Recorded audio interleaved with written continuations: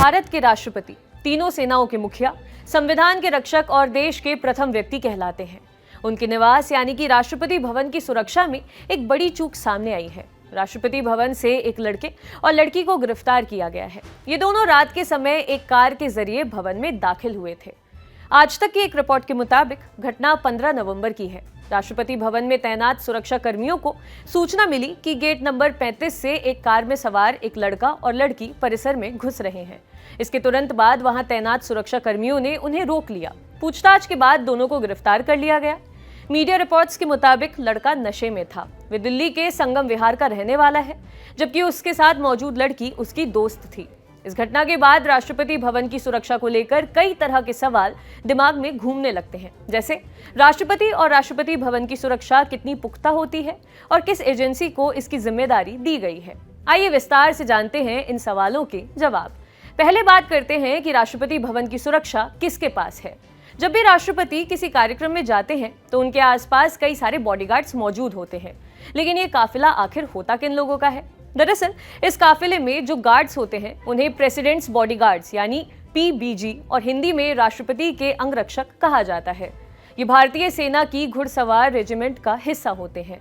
ये रेजिमेंट सेना की सर्वोच्च यूनिट होती है और इसका सबसे अहम काम राष्ट्रपति की सुरक्षा करना होता है। पीबीजी में शामिल जवान राष्ट्रपति भवन में स्थायी तौर पर तैनात रहते हैं। भवन के अंदर राष्ट्रपति के सबसे नजदीकी सुरक्षा घेरे की जिम्मेदारी इन्हीं के पास रहती है। पीबीजी का हर एक सदस्य ट्रेंड लड़ाका, टैंक चलाने वाला फौजी होता है। इनका कमांडिंग ऑफिसर हमेशा ब्रिगेडियर या कर्नल रैंक का अधिकारी होता है। उसके नीचे मेजर, कैप्टन, रिसालदार और दफादार होते हैं। सिपाहियों की रैंक नायक या सवार की होती है। भारत के राष्ट्रपति की सुरक्षा में तैनात ये पीबीजी यूनिट उस समय तैयार की गई थी जब भारत आई ईस्ट इंडिया कंपनी में यूरोपीय सैनिकों को पैदल दस्ते की तरह भर्ती किया गया था। ये बात 1773 की है। उस समय वॉरेन हेस्टिंग्स भारत के गवर्नर जनरल थे। हेस्टिंग्स के निर्देश पर ही इसका गठन किया गया था। तब मुगल हाउस से 50 ट्रूप्स को इसके लिए चुना गया था। पीबीजी में तैनाती के लिए सैनिकों की लंबाई काफी मायने रखती है। अगर उनकी लंबाई 6 फीट नहीं है तो उन्हें मंजूरी नहीं मिलती। स्वतंत्रता से पहले ये योग्यता 6 फीट 3 इंच थी। अब सवाल ये कि पीबीजी में सिर्फ जाट, सिख और राजपूत ही क्यों होते हैं? पीबीजी में राजपूत, सिख और जाट जाति समूहों से आने वाले जवानों को प्रायोरिटी दी जाती है। इसे लेकर कई बार विवाद भी हो चुका है।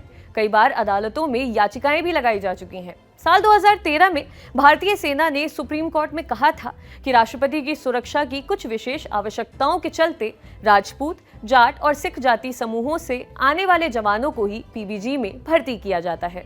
इसके बाद साल 2019 में एक याचिका पर सुनवाई करते हुए सुप्रीम कोर्ट ने इसे लेकर केंद्र सरकार से जवाब मांगा था। तब केंद्र ने कहा था, राष्ट्रपति के अंगरक्षकों की अलग से भर्ती की प्रक्रिया नहीं होती है। आर्मी से ही लोगों को उनके कार्य के अनुसार टुकड़ियों को बांटा जाता है और उनको नियुक्ति दी जाती है। ऐसे में राष्ट्रपति के अंगरक्षकों की नियुक्ति प्रक्रिया में जातिवाद का आरोप पूरी तरह से गलत है। आपके लिए खबर लिखी थी हमारे साथी साजिद ने। देखते रहिए दी लल्लन टॉप। शुक्रिया।